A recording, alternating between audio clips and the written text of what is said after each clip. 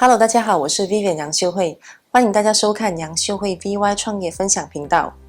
那曾经到过我的网店 VY Beauty Store 的朋友呢，大概都会知道，在我的网店里售卖的产品的单价呢，其实不算低。那就以一套CMLess 修身饮品套装来说吧，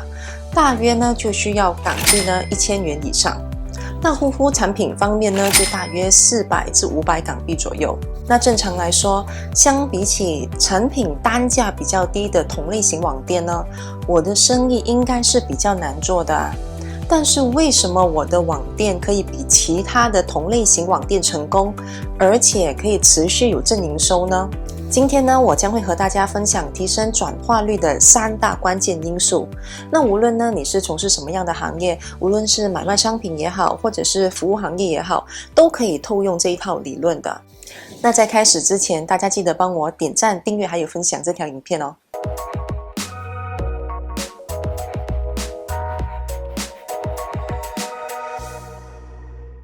那第一个元素就是利用好奇心。那想要生意做得好呢，引起顾客的好奇心非常的重要。那这一条曲线呢，就叫做 Curiosity Curve。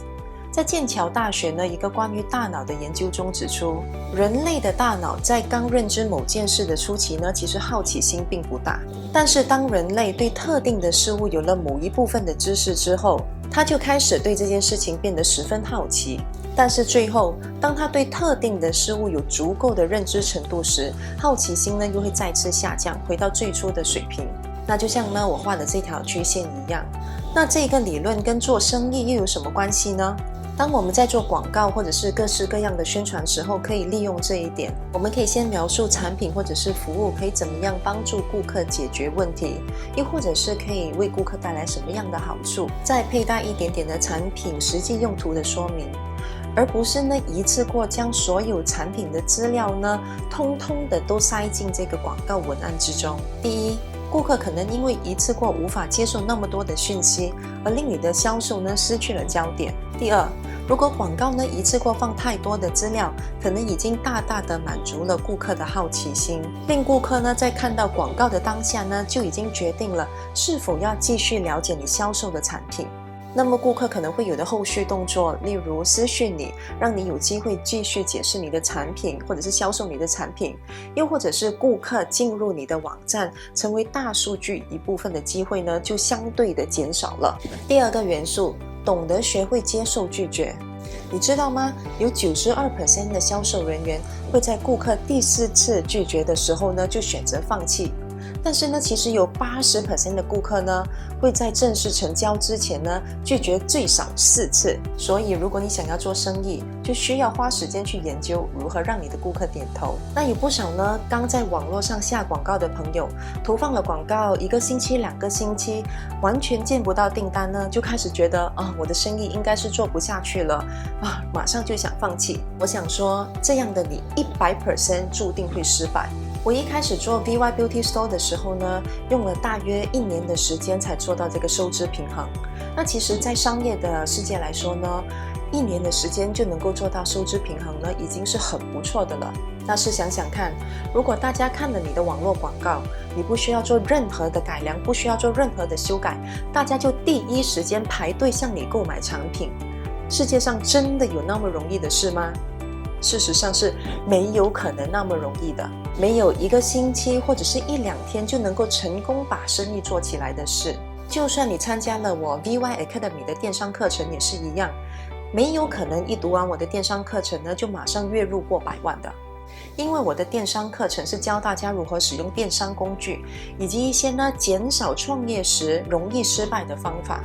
我常常都说，有了实际的知识，大家还是要不断的努力，才有机会成功。那就像学踢足球一样，你不可能报了一个踢足球的课程，就马上变成呢超级足球明星一样。你还是要不断的练习，不断的去改进，才有机会成功。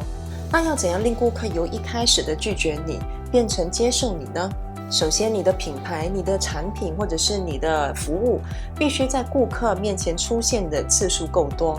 起码能够令顾客呢建起一个记忆点，有了记忆点，顾客才会想起你，才会开始考虑你的商品或者是你的服务。如果你的生意呢是在最初刚开始的阶段呢，我认为由产品来带动品牌呢，会比品牌来带动商品呢会更加容易。因为如果做品牌形象的话呢，你必须有更多的资源、更多的资金呢去做这个推广。如果是由产品来做主导的话，顾客可以通过你的产品来认识你的品牌，然后再透过产品的口碑，慢慢对这个品牌建立信任度。这就是为什么选择商品那么重要，而且呢，也是创业成功方程式的第一步。所以呢，做电商千万不要担心顾客在看到你的广告1次、2次或者是3次之后呢，就会开始有这个负面的感觉。其实呢，想要顾客觉得你的广告很烦，在这个资讯洪流里面是相当困难的。在这里呢，我想花大家几秒钟的时间想一下，在刚刚你在 Facebook 还有 IG 看到的5个广告有哪一些呢？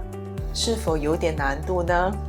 所以如果顾客对你的广告已经觉得有点烦，那其实呢是件好事，因为这就表示呢，顾客对你的品牌已经有了记忆点。那接下来你可能会问，如果顾客已经见到这个广告太多次了，而且潜意识已经会忽视这个广告，那应该怎么办好呢？我建议大家呢，可以去换一换这个广告的设计、广告的内容，而且弄清楚顾客拒绝你的广告的原因。那做电商呢，主要是看数据，所以你可以看你的广告有没有顾客点击，点击率有多少，点击数有多少，页面浏览的时间有多长，那网页弹出率 bounce rate 高吗？那顾客每一次进来会看多少页面，又会看哪一些页面呢？那在哪一个页面顾客看了之后又会离开你的网站呢？那这些答案呢，其实在数据里面都会有的。那第3个元素就是利用人类懒惰的天性。我所售卖的产品虽然是独家代理，但是其实呢，同类型的商品呢有不同的这个竞争对手。那顾客呢其实是可以选择其他的品牌的。那我应该如何去提升我的转化率呢？答案就在结账页面的方便程度。那在外国的电商界呢，顾客在结账时突然间放弃购物，这个行为呢就叫做 abandon cart。那其实呢，市面上有各式各样的研究数据可以做这个参考，但是大家猜一猜，平均网店的 cart abandonment rate 呢是有多少呢？答案是55%至80%。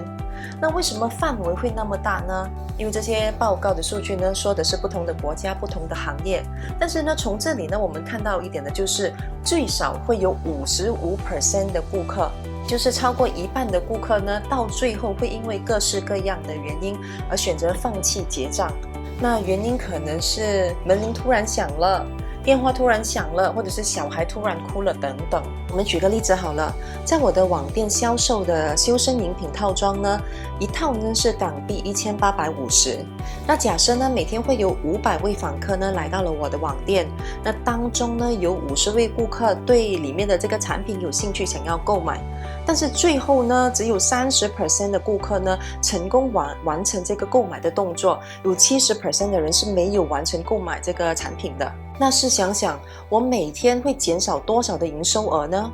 那原先的营收额50位顾客应该是92500港币，但是最后呢，只有30% 的顾客完成了这个购买的动作，也就是呢，只有15位顾客呢成功付款，也就是我的营收额呢变成了27750，所以我的营收额呢是足足少了64750港币。当然这只是一个参考的数据，但是从这里呢，大家可以看到，如果你不正式去解决这个 abandon cart 的问题的话，就等于每天呢将钱导入大海一样。所以我建议大家呢要着手去解决这个 abandon cart 的问题，还有降低它的百分比。所以第一，人类的天性是懒惰的。第二，如果在结账的过程之中呢，中途被打断了，那顾客呢就很有可能不会想要再重新填写这个表单。所以你的责任是将顾客结账的这个步骤呢变得最简单，否则呢，顾客只要一离开了这个结账的页面呢，你就要花更多额外的资源呢去把他们找回来，提醒他们还没有付款。